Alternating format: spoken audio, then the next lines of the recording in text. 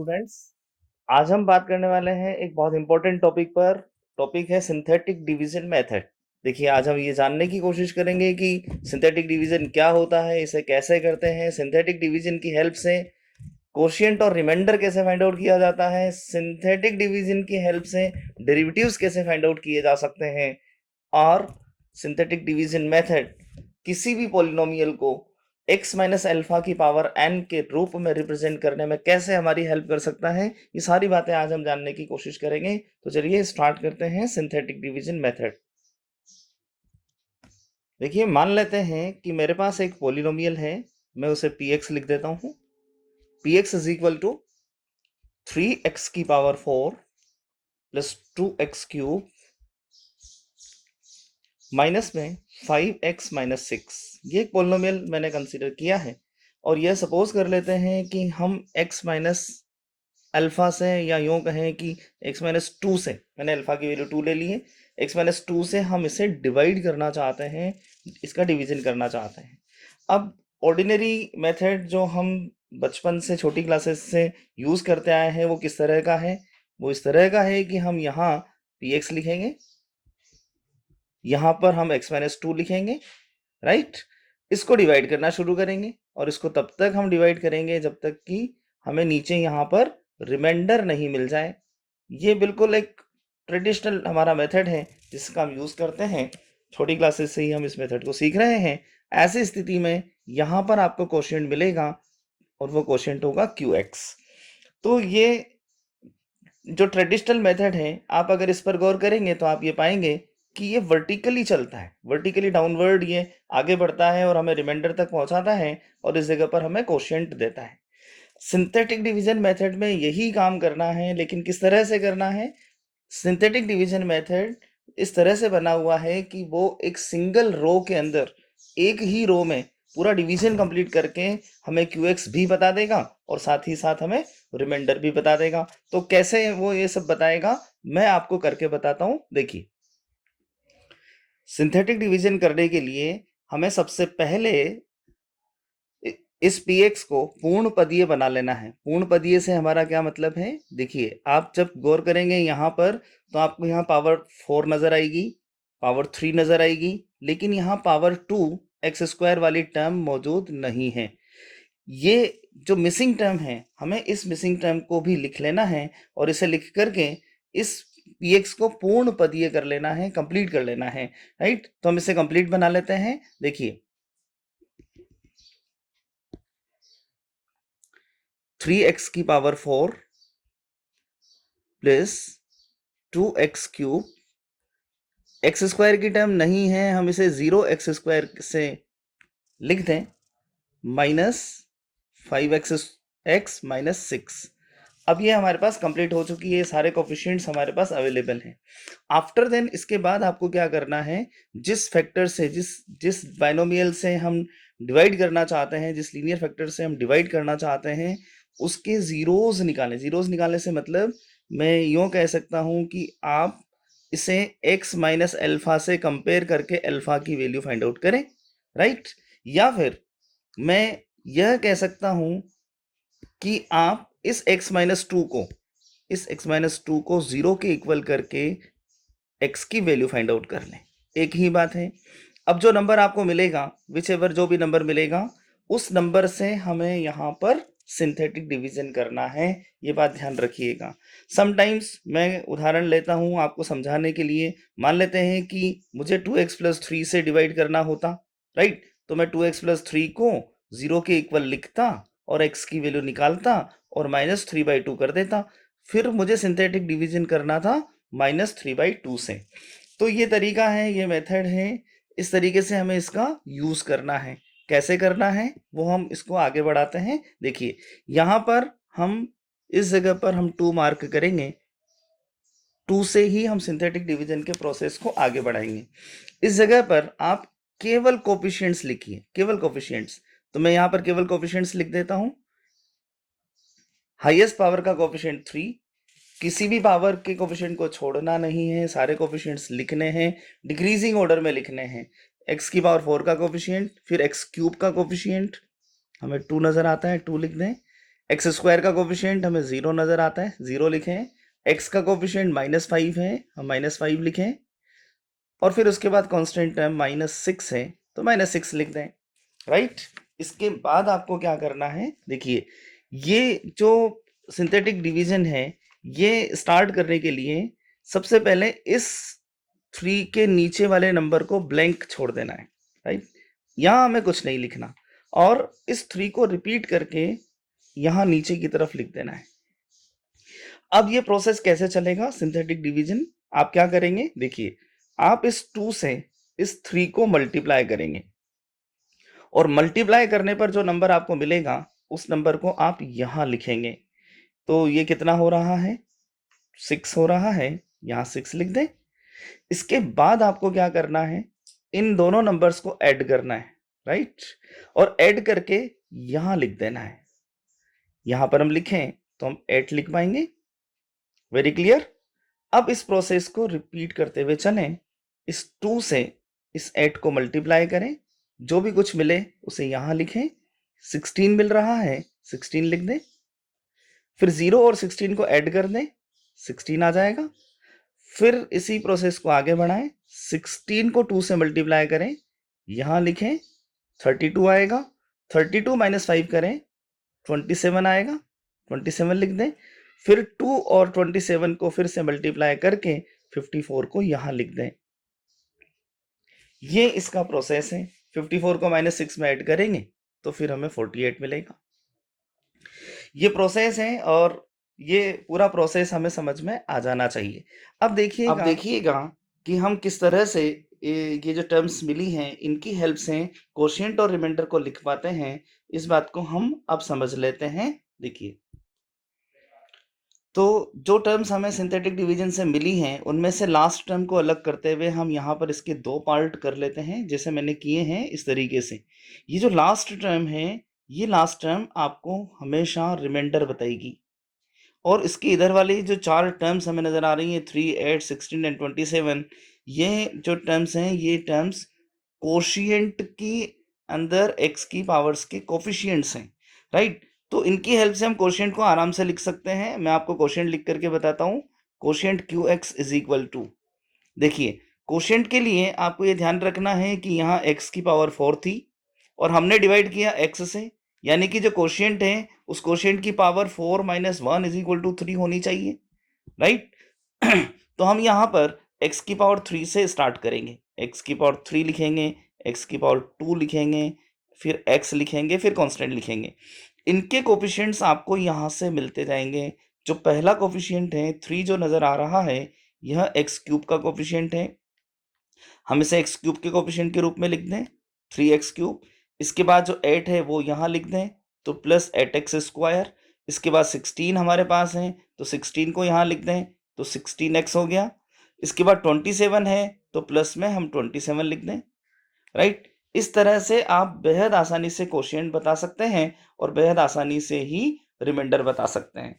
अब देखिए, जो रिमाइंडर हमने यहाँ लिखा है, इस रिमाइंडर को हम और किस रूप में रिप्रेजेंट कर सकते हैं, हम इस पर बात कर लेते हैं। देखिए, ये जो टर्म्स हैं आप केयरफुली देखें, तो आप यहाँ पर चूंकि कोशिएंट निकाल चुके हैं, रिमाइंडर भी निकाल चुके हैं, इसलिए आप डिवीजन एल्गोरिथम काम में लेकर ये एक्सप्रेशन लिख सकते हैं, बाय डिवीजन एल्गोरिथम।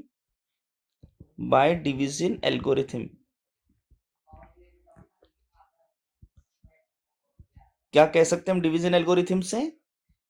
जो px है यह x - alpha into quotient qx plus r के रूप में रिप्रेजेंट होना चाहिए। हम सब इस बात को बहुत अच्छे से जानते हैं, division algorithm well known algorithm है।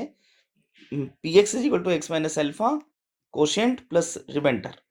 अब देखिए, यदि आप इसमें यहाँ पर चूंकि मैं अल्फा की जगह 2 ले रहा हूँ, इसलिए मैं इस अल्फा को 2 कर देता हूँ, आपको समझने में आसानी रहेगी। मैं यहाँ पर 2 लिख देता हूँ, राइट। अब अगर हम इसके अंदर P2 की वैल्यू फाइंड आउट करें, x की जगह पर 2 लिखें, तो क्या होगा? सोचो, ये तो वैल्यू 0 हो जाएगी। ये वैल्यू 0 होते ही बचेगा सिर्फ क्या? रिमाइंडर बचेगा। तो ये बहुत मैथमेटिक्स के अंदर बिल्कुल कॉमनली काम में आने वाली चीज़ है कि रिमाइंडर अगर आपको फाइंड आउट करना है तो आपको उसमें x की जगह पर 2 पुट कर देना है। अब मैं इसका यूज़ यहाँ करता हूँ, तो देखिए यहाँ पर ये मुझे रिमाइंडर मिला। इसका मतलब ये जो रिमाइंडर है, ये रिमाइंडर बेसिकली हमारे पास P2 ही होना चाहिए। तो हम यहाँ पर P2 की वैल्यू बता सकते हैं कि P2 की वैल्यू हमें 48 मिलेगी। तो ये सिंथेटिक डिवीजन मेथड हमारी हेल्प कर सकता है किसी भी पॉलिनोमियल का किसी भी पॉइंट पर अगर आपको मान ज्ञात करना है, वैल्यू ज्ञात करनी है, तो सिंथेटिक डिवीजन मेथड बहुत यूजफुल माना जा सकता है। सपोज करें कि मुझे 2 पर वैल्यू फाइंड करनी थी, P2 ज्ञात करना था, तो हम यहाँ पर सिंथेटिक डिवीजन लगाकर यहाँ जो R मिलता उसको बोल देते P2 है। P3 ज्ञात करना होता तो हम डिवीजन 2 से ना करके 3 से कर देते, तो यहाँ जो मिलता वो P3 मिल जाता। तो इस तरह से इन जनरल मैं ये बोल सकता हूँ कि यहाँ जो हमें मिलेगा ये P अल्फा होगा, वो अल्फा जिससे आपने सिंथेटिक डिवीजन को प्रोसीड किया है। तो इस तरह से सिंथेटिक डिवीजन मेथड बहुत यूजफुल साबित होने लगेगा। अब देखिए सिंथेटिक डिवीजन से हम कोशेंट फाइंड आउट करना सीख गए हैं, रिमाइंडर फाइंड आउट करना सीख गए हैं, P अल्फा फाइंड आउट करना सीख गए हैं, और हम क्या-क्या यूज कर सकते हैं सिंथेटिक डिवीजन की हेल्प से हम डेरिवेटिव्स भी ज्ञात कर सकते हैं। डेरिवेटिव्स कैसे मिलेंगे, डेरिवेटिव्स कैसे फाइंड आउट किए जा सकते हैं, वो मैं आपको अब समझाता हूँ, देखिए।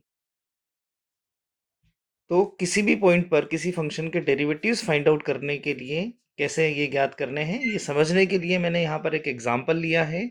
इसमें इस एग्जांपल में इस fx के लिए हमें f2 फाइंड आउट करना है, फर्स्ट डेरिवेटिव फाइंड आउट करना है, सेकंड डेरिवेटिव फाइंड आउट करना है और थर्ड डेरिवेटिव फाइंड आउट करना है।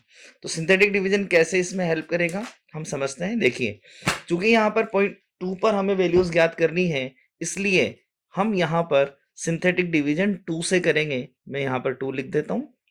इसके बाद ये जो फंक्शन हमारे पास है, इस फंक्शन के अंदर एक्स क्यूब का कोफिशिएंट 2 है, हमने यहाँ 2 लिख दिया है।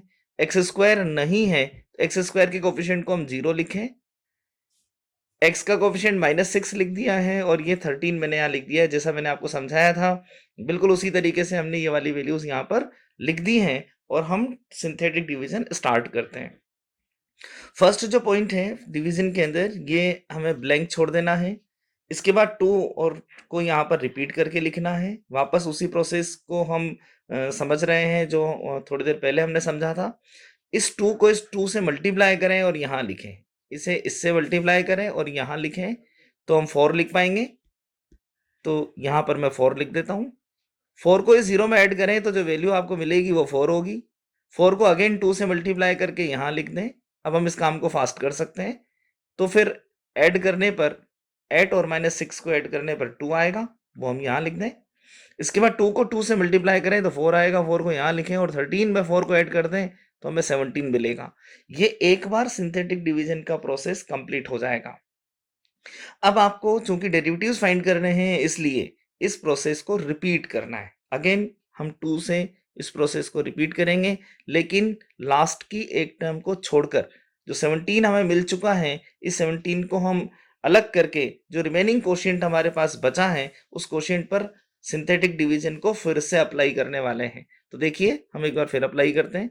इस जगह पर फिर से मैं ब्लैंक स्पेस छोड़ दूं, 2 को रिपीट करके यहाँ लिख दूं। 2 को 2 से मल्टीप्लाई करो, 4 यहाँ आ जाएगा। 4 को मैं 4 ऐड कर दो तो 8 आ जाएगा। 8 को 2 से मल्टीप्लाई करें तो यहाँ 16 आ जाएगा और 16 में 2 को ऐड कर दें तो 18 आ जाएगा, राइट। फिर से लास्ट की एक टर्म 18 को छोड़ते हुए हम रिमेनिंग जो दो कोफिशिएंट्स हमारे पास हैं, इस पर एक बार फिर से सिंथेटिक डिवीजन को अप्लाई करें। फिर उसी प्रोसेस को रिपीट करें। ये 2 मैंने यहाँ लिखा, इस 2 को 2 से मल्टीप्लाई करके मैंने 4 यहाँ लिख दिया। 4 और 8 को ऐड किया मैंने तो 12 आ जाएगा। इसके बाद यहाँ वापस डैश, ये 2 और ये 2 यहाँ पे रिपीट होकर के फिर से 2 आ जाएगा। इस तरह से सिंथेटिक डिवीजन का पूरा प्रोसेस कंप्लीट हो जाएगा। अब किस तरह से हमें डेरिवेटिव्स मिलने वाले हैं, कौन कौन सी वैल्यूज मिलने वाली हैं, वो हम देखते हैं। देखो, अभी थोड़ी देर पहले ही हमने कहा था कि रिमाइंडर है और यही रिमाइंडर एफ अल्फा होता है। यहाँ पर यह F2 होगा, चूंकि अल्फा का मान 2 है। ये बात हम अभी थोड़ी देर पहले समझ चुके हैं। अब देखिए, जो सेकंड फेज पर हमें जो यहाँ रिमाइंडर मिल रहा है 18, ये रिप्रेजेंट करेगा 1 upon factorial 1 F dash alpha को, ध्यान रखिएगा ये चीज आपको बहुत काम आने वाली है। तो एफ डैश, यहाँ अल्फा की वैल्यू 2 है, चूंकि हमने 2 से यहाँ पर डिवीजन किया है तो ये एफ डैश 2 को रिप्रेजेंट करेगा, राइट। अब देखिए इसके बाद फिर नीचे आ जाइए, सीक्वेंशली हम आगे बढ़ते जाते हैं। यहाँ जो 12 हमें मिल रहा है थर्ड स्टेज पर, ये रिप्रेजेंट करेगा 1 upon factorial 2 F double dash 2 को, राइट। इस तरह से हम डेरिवेटिव्स का पता लगा सकते हैं।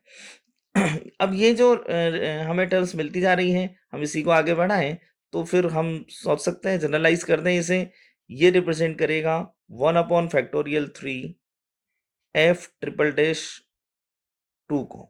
मैं आपका ध्यान ले जाना चाहूंगा, ये सभी टेलर सीरीज के कोफिशिएंट्स हैं और सिंथेटिक डिवीजन मेथड हमें बेहद आसानी से ये सारी चीजें बताता है, जो हमारे लिए बहुत हेल्पफुल साबित होती हैं। इसलिए सिंथेटिक डिवीजन मेथड को एक बहुत ही यूजफुल मेथड माना जाता है। अब देखो, जब ये सारी वैल्यूज आ गई हैं तो फिर डेरिवेटिव्स निकालना तो कोई मुश्किल काम बचा नहीं। हम कह सकते हैं देयरफॉर जो वैल्यूज हमें मिली हैं उसके अकॉर्डिंग हम f2 की वैल्यू बता सकते हैं, जो यहां मिल रही है 17 लिख दें, f2 इज इक्वल टू 17। इसके बाद यहां से हम f डैश 2 की वैल्यू बता सकते हैं, f dash 2 is equal to 18। इसमें से f डबल डैश 2 की वैल्यू बताई जा सकती है, f डबल डैश 2 की वैल्यू बता दें, f डबल डैश 2 कितना होगा, ये फैक्टोरियल 2 12 से मल्टीप्लाई हो जाएगा तो 2 इंटू 12 होकर ये वैल्यू हो जाएगी 24। बिल्कुल इसी तरीके से यहां से f ट्रिपल डैश 2 बताया जा सकता है, तो f ट्रिपल डैश 2 की वैल्यू बता दें, f ट्रिपल डैश 2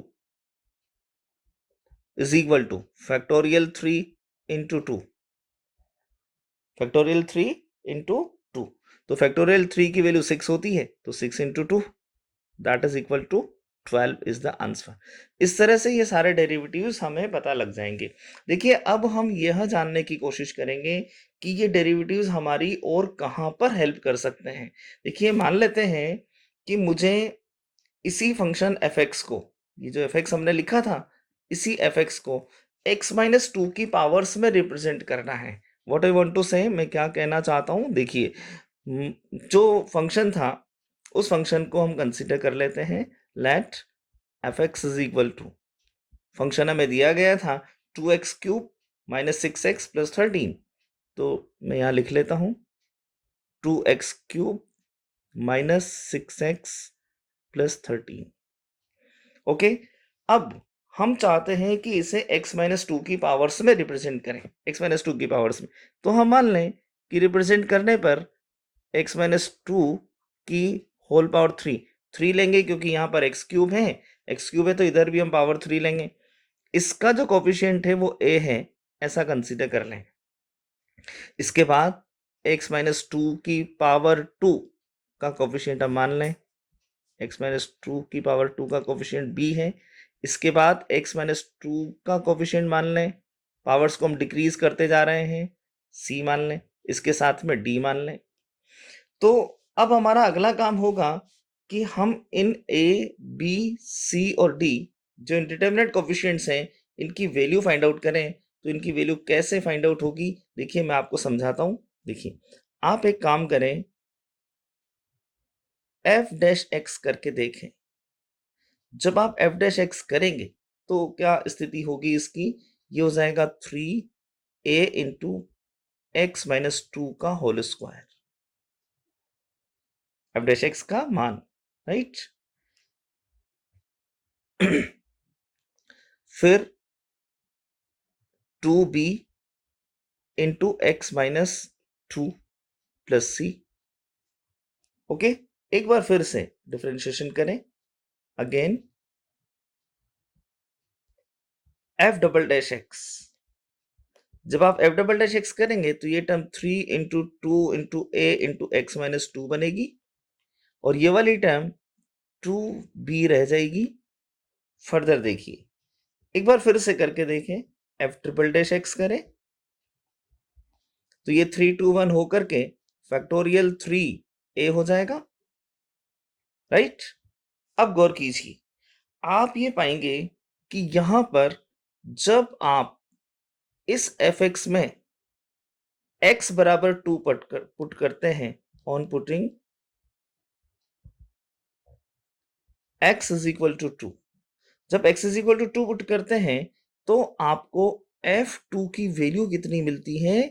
आप इस इक्वेशन पर गौर करके देखिए, यहां पर x बराबर 2 पुट करते ही ये सारी टर्म जीरो हो रही है, और ये टर्म जीरो होते ही f2 का जो मान आ रहा है वो d है। इस प्रकार मुझे d की वैल्यू मिल जाएगी, और वो वैल्यू कितनी है, f2 है। Very clear, okay. अब देखो हम f डैश x में पुट करके देखें।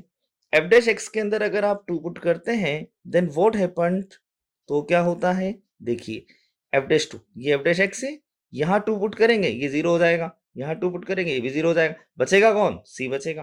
तो आप यहाँ लिख सकते हैं कि f डैश 2 मतलब c है। इसका मतलब c का मान मेरे पास आ जाएगा, और वो मान कितना है, f डैश 2 है। Very clear, okay. Again f double dash x में भी यही काम करके देखो। आप f डबल डैश एक्स में 2 पुट करके देखें, f डबल डैश 2 मिलेगा। f डबल डैश 2 का मान कितना होगा, यहां रखो, यहां रखते ही x बराबर 2 पुट करते ही 0 हो गया, बचा क्या, 2b बचा। 2b को मैं फैक्टोरियल 2b लिख दूं, राइट। इससे आपको b की वैल्यू मिल जाएगी 1 upon factorial 2 f double dash 2, okay. अब यहां रख करके देखो, तो f triple dash 2 is equal to factorial 3 and a, मतलब a का मान कितना आ गया, a is equal to 1 upon factorial 3 f triple dash 2 आ गया।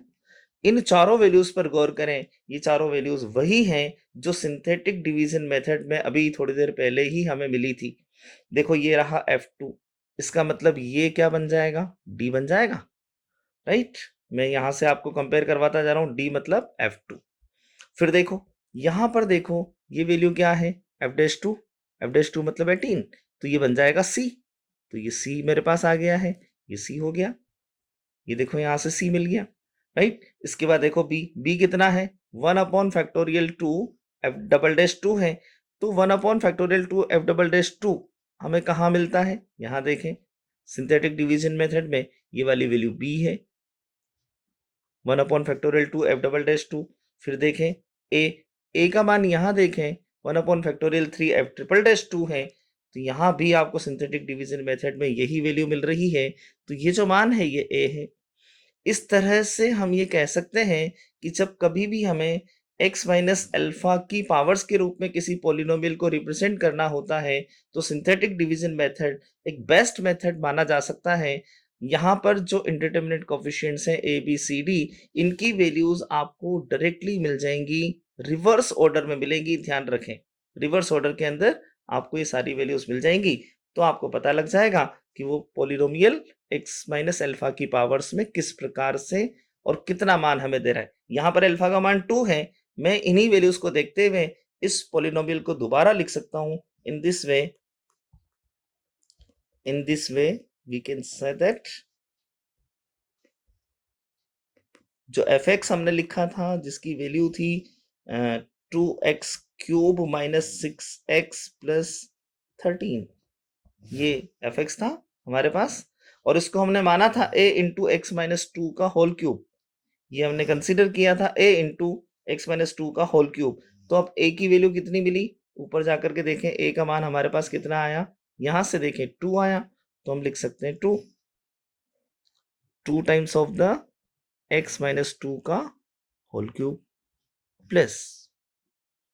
फिर देखिए अब अगली वैल्यू हमारे पास a के बाद b की वैल्यू, b कितना है, यहां से देखें b का मान 12 है, तो हम यहाँ पे 12 लिख दें, 12 x माइनस 2 का होल स्क्वायर प्लस। इसके बाद हमारे पास रिमेनिंग वैल्यूज देखें, c का मान कितना है 18 है, और d का मान 17 है, तो हम यहाँ पर लिख सकते हैं 18x माइनस 2 प्लस 17। इस तरह से ये जो पोलिनोमियल है ये पोलिनोमियल x माइनस 2 की पावर्स में रिप्रेजेंट हो जाएगा। तो सिंथेटिक डिवीजन मेथड बेहद यूजफुल है, बहुत काम में आता है। हमें ये अच्छे से आना चाहिए। मैंने आज आपको बहुत सारे लॉजिक्स इससे रिलेटेड समझा दिए हैं, कौन-कौन सी टर्म्स किस तरह से कहाँ और क्या वैल्यू हमें देती है और उनका उपयोग हम कैसे कर सकते हैं, ये सारी बातें आज हमने सीख ली हैं। आई होप आपको ये सारी चीज़ें अच्छे से समझ में आ गई हैं। आज के लिए इतना ही सफिशिएंट है। नेक्स्ट लेक्चर में फिर हम न्यूमेरिकल एनालिसिस की कुछ और टॉपिक्स पर बात करेंगे। न्यूमेरिकल एनालिसिस में एरर का क्या मतलब है, एरर एनालिसिस कैसे करते हैं, जो मेथड्स हैं इक्वेशंस को सॉल्व करने के वो कितनी कैटेगरीज में डिवाइड किए जा सकते हैं, क्लासिफाइड किए जा सकते हैं, उन सारी चीज़ों पर हम बात करेंगे नेक्स्ट लेक्चर में। Okay, thank you so much.